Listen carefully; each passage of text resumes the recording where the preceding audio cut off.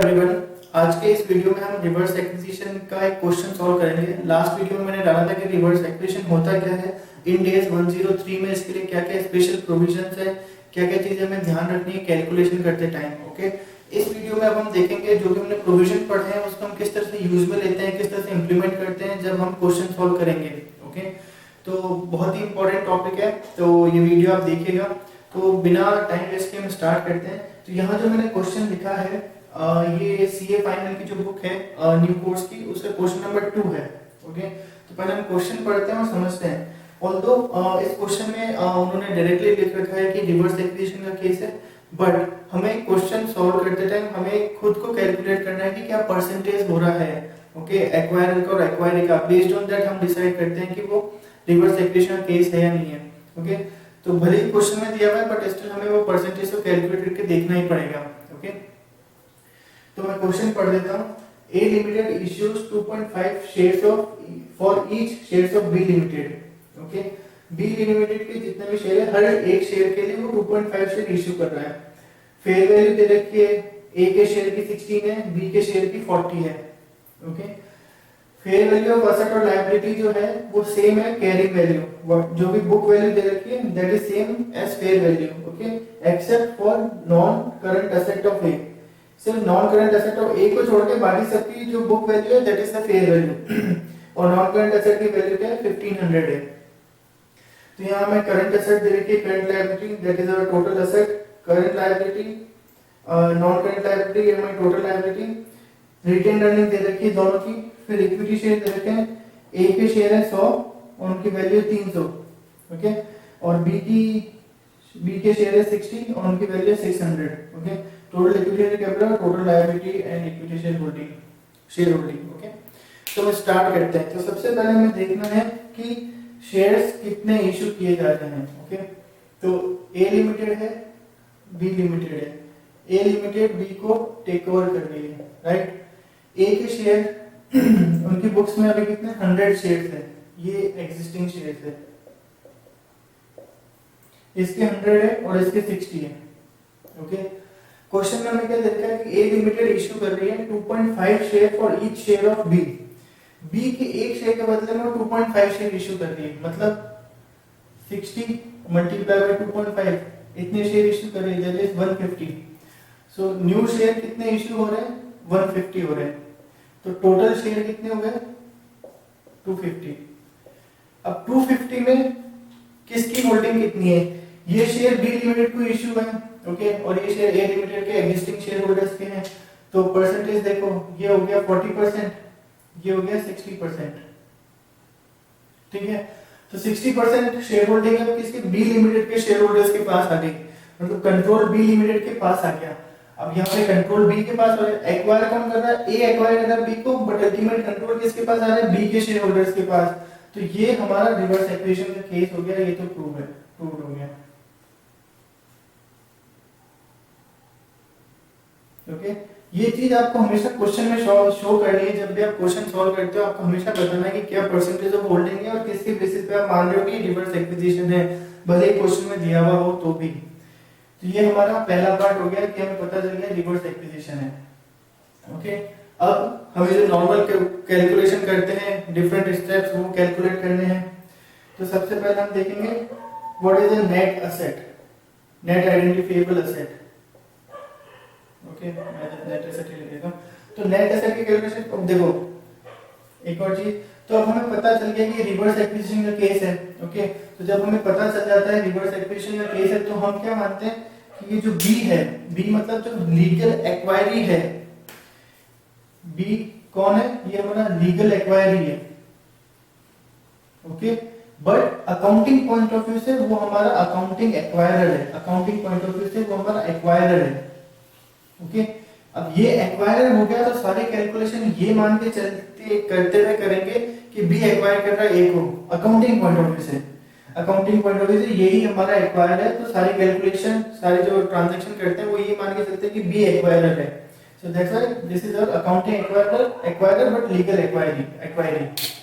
Okay, तो अब जैसा मैंने देखा, पहले हम देखेंगे नेट एसेट कैलकुलेशन,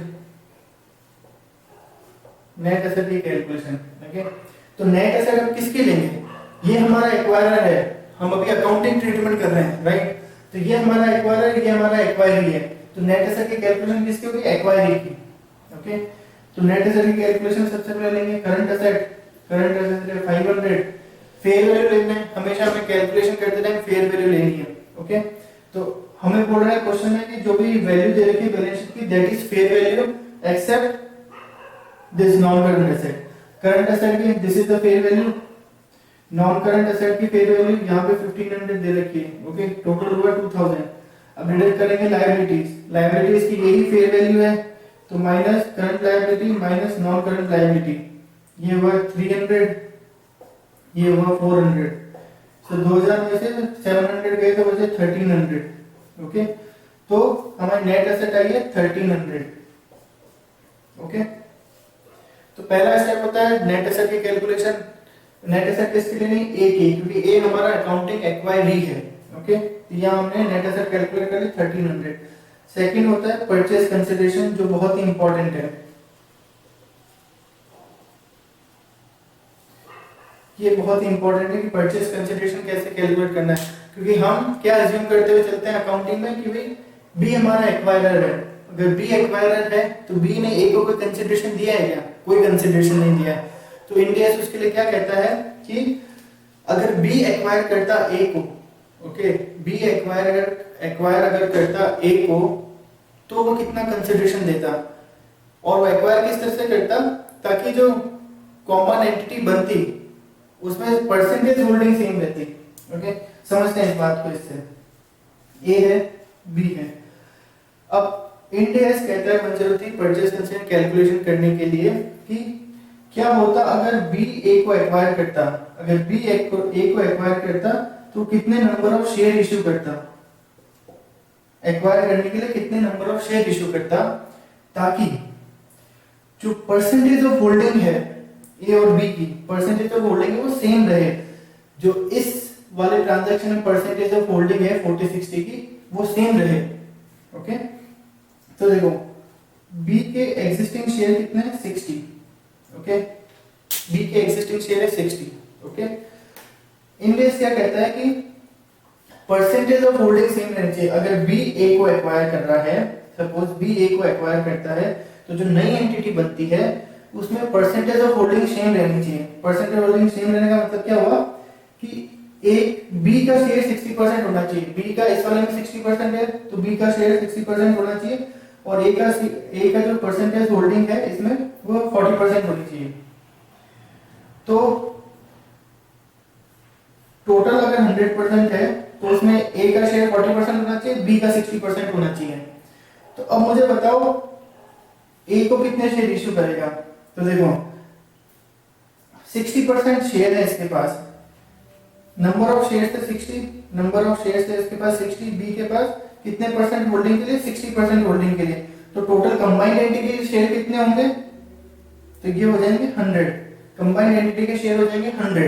अब कंबाइंड एंटिटी के शेयर 100 है तो ए के शेयर कितना होगा 40%, तो ए के शेयर होंगे 40, तो बी को अपने 40 शेयर इश्यू करने पड़ेंगे ए को। ओके, अगर समझ में नहीं आया तो एक बार मैं वापस बताता हूँ। इंडेक्स क्या कहता है, अब देखो सिंपल सी बात है, ए और बी, ठीक है। अब बी को ए को वैसे तो कोई कंसिडरेशन दे नहीं रहा है, तो इंडेक्स बोलता है कि अगर बी ए को एक्वायर करता, बी अगर ए को एक्वायर करता तो बी उसको कितने शेयर इश्यू करता। ओके, ये चीज हमें देखनी है, कितने शेयर इश्यू करता, और इतने शेयर इश्यू करने चाहिए ताकि जो होल्डिंग पैटर्न है, परसेंटेज ऑफ होल्डिंग वो सेम रहे।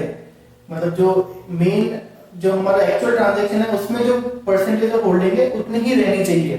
तो परसेंटेज ऑफ होल्डिंग हमें पता है 60% और 40% ये होनी चाहिए। बी के एग्जिस्टिंग शेयर भी हमें पता है, ठीक है। अब हमें बस क्या निकालना है, ये निकालना है कि ए को कितने शेयर इश्यू करने हैं। तो बी के पास 60 शेयर ऑलरेडी है और उसका परसेंटेज 60 है, तो टोटल 100 कितना होगा, कंबाइंड एंटिटी में कितना होगा, तो वो हमने 100% निकाला कि 60 बी के number of share percentage B का percentage multiply by total share, तो टोटल 100 शेयर होते। जब टोटल 100 होते शेयर तो उसमें ए को कितने मिलते, तो ए को 40 मिलते, तो बी ए को 40 शेयर इश्यू करता। ओके, तो इस तरह से निकालेंगे नंबर ऑफ शेयर्स जो बी इश्यू करता, जो एक्वायर री, लीगल एक्वायर री इश्यू करता लीगल एक्वायरर को, तो 40 शेयर। तो ये तो हमारे नंबर ऑफ शेयर्स आ गए। अब परचेज कंसिडर कैलकुलेशन के लिए हमें इसको मल्टीप्लाई किससे करना पड़ेगा, जो फेयर वैल्यू ऑफ बी के शेयर। तो फेयर वैल्यू ऑफ बी के शेयर कितना है 40, तो 40 number of share multiply by 40 price of पर शेयर, तो ये 1600 हमारा परचेज कंसिडरेशन आ गया। ओके 1600 हमारा परचेज कंसिडरेशन आ गया। ओके तो अभी हम ऊपर लिख लेते हैं, हमारा पीसी हो गया है 1600। ओके नेट एसेट हो गई है 1300। ओके तो ये कैलकुलेशन में अभी इसको इरेज करने वाला हूं। आई होप ये क्लियर हो गया होगा। तो मैं इसको इरेज कर देता हूं। तो हमने 40 शेयर इश्यू किए हैं, परचेज कंसिडरेशन किया है 40 share at price of 40। Okay ये कैलकुलेशन आपको ध्यान रखनी है कि कैसे हो रहा है। हम ये मान के चलना है जैसे बी एक्वायर कर रहा है ए को, but with the same percentage of holding. Okay तो बी कितने शेयर इश्यू करता है ए को, तो उस तरह से हमने कैलकुलेशन किया है। ओके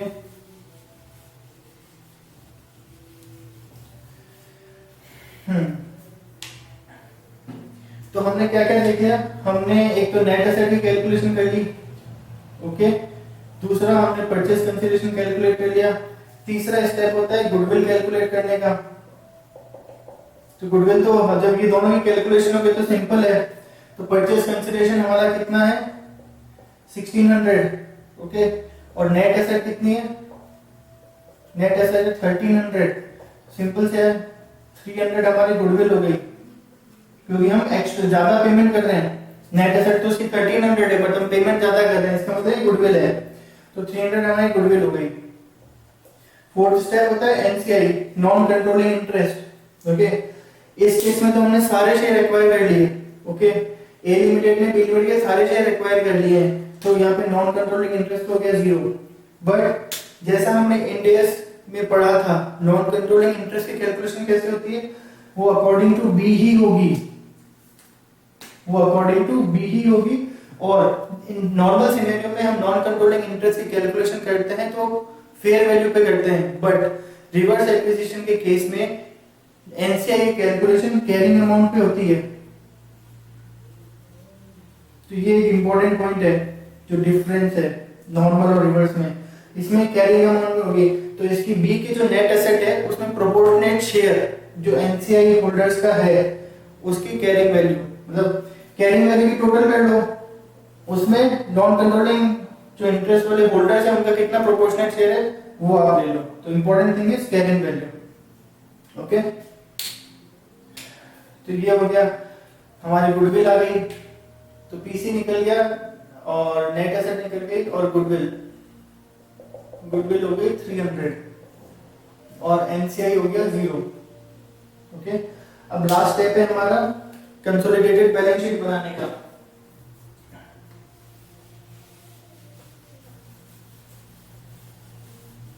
ओके तो कंसोलिडेटेड बैलेंस शीट बनाते टाइम में हमें क्या ध्यान रखना है कि जब हम ऊपर नाम लिखेंगे, ऑल्दो बैलेंस शीट बनेगी वो इसको एक्वायरर मान के बनेगी। ओके बी को एक्वायरर मान के बनेगी, बट जब आप ऊपर नाम लिखेंगे कंसोलिडेटेड बैलेंस शीट, ओके वो ए का ही लिखेंगे, consolidated balance sheet of A limited. तो नाम आपको एक्चुअल लीगल एक्वायरर का लिखना है। ओके और हम नोट्स में भी लिखते हैं, जब आप नोट्स लिखोगे तो उसमें लिखोगे कि this consolidated financial statement is the continuation of the subsidiaries financial statement, continuation of the bees financial statement.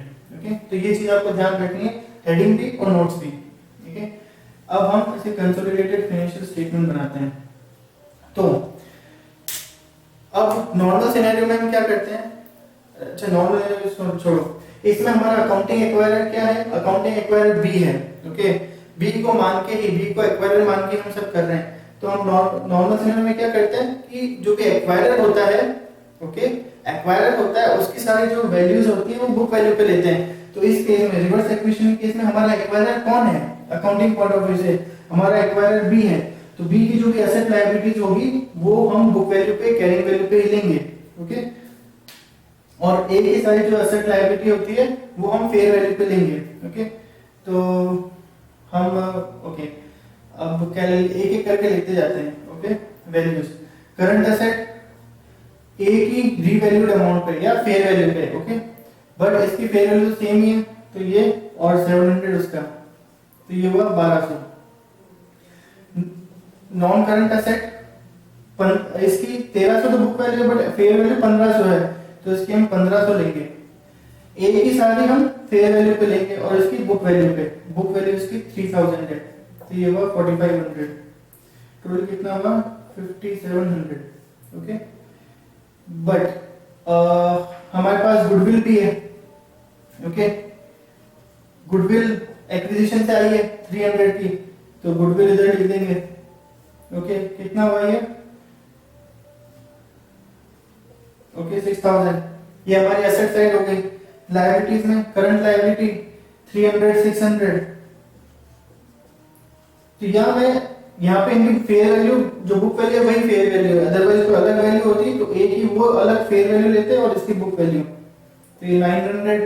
Okay, non current liability 400 plus 1100, 1500। Okay, फिर आता है share holders equity. Share holder equity में सबसे पहले मैं रिटेन अर्निंग दे रखी है। रिटेन अर्निंग हम एक्वायरर की ही लेते हैं, एक्वायरर, अकाउंटिंग एक्वायरर मतलब बी 1400। ये टोटल कितना हो गया? 2400। ओके, रिटेन अर्निंग ले ली। अब सबसे इंपॉर्टेंट चीज, इक्विटी शेयर्स को कैसे दिखाना है। इक्विटी शेयर्स ये बहुत इंपॉर्टेंट है। तो हमने जब वीडियो देखा था लास्ट, जब मैंने बताया था, एक्सप्लेन किया था, तो इक्विटी शेयर को हम दो हिस्सों में देखते हैं। इक्विटी शेयर को जब प्रेजेंट करोगे कंसोलिडेटेड में, दो, सबसे पहले नंबर ऑफ शेयर्स और अमाउंट। नंबर ऑफ शेयर आपको कैसे लिखने हैं? नंबर ऑफ शेयर जो आपके लीगल एक्वायरर के हैं वही लिखना है। लीगल एक्वायरर मतलब ए के नंबर ऑफ शेयर्स पहले इतने थे, अब इतने हैं, तो कंसोलिडेटेड में कितने लिखेंगे? 250। तो यहाँ आपको लिखना है 250 इक्विटी शेयर्स। यहाँ आपको लीगल एक्वायरर के अकॉर्डिंग लिखना है, बट जब अमाउंट की बात आती है तो आपको अकाउंटिंग एक्वायरर के अकॉर्डिंग लिखना है। अकाउंटिंग एक्वायरर के अकॉर्डिंग, तो अकाउंटिंग एक्वायरर का पहले कितना था? 600। बैलेंस शीट में उसके इक्विटी शेयर 600 थे, अकाउंटिंग एक्वायरर मतलब बी, ठीक है ना। उसके बाद इसने कितने और शेयर इश्यू किए? हमने जब परचेज कंसिडरेशन कैलकुलेशन की थी तो उसमें हमने देखा था कि वो 40 और शेयर इश्यू करेगा, 40 एडिशनल शेयर्स ने इश्यू किए। ओके, करेगा, हमने ये कैलकुलेशन की थी, ठीक है। और एक शेयर की वैल्यू कितनी है?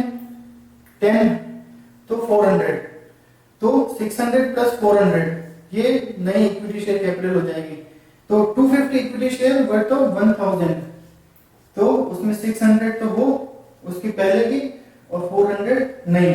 ओके, तो 40 के शेयर इशू किए उसने, उसमें से 10 तो था शेयर कैपिटल और 30 हो जाएगा सिक्योरिटीज प्रीमियम, तो वो आ जाएगा अदर इक्विटी में।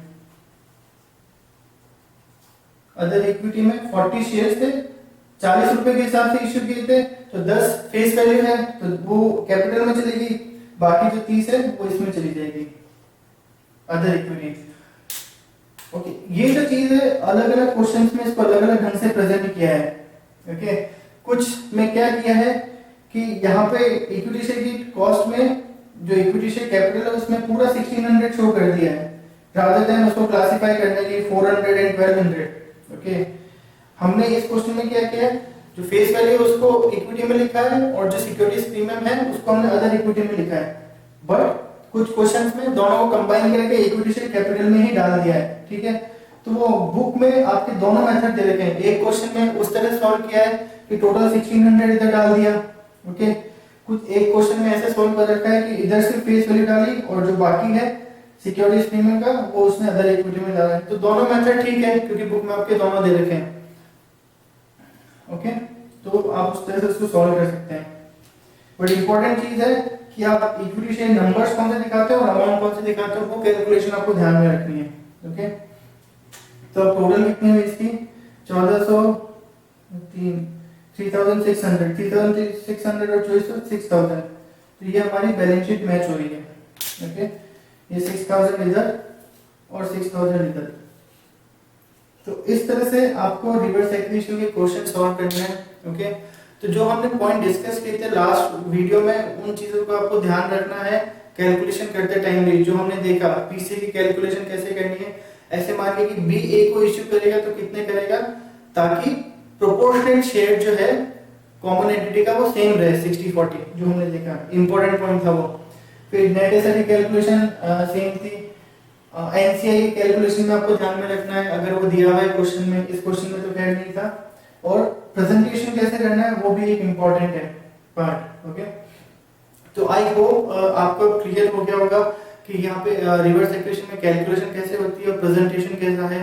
अगर आपको कोई भी क्वेश्चन है या कोई भी डाउट है तो प्लीज आप उसको कमेंट्स में पूछिए, मैं उसका आंसर करूंगा। और अगर आपको वीडियोस पसंद आते तो प्लीज लाइक एंड सब्सक्राइब करें, it will motivate me to prepare more videos for you. Okay, so all the best, thank you.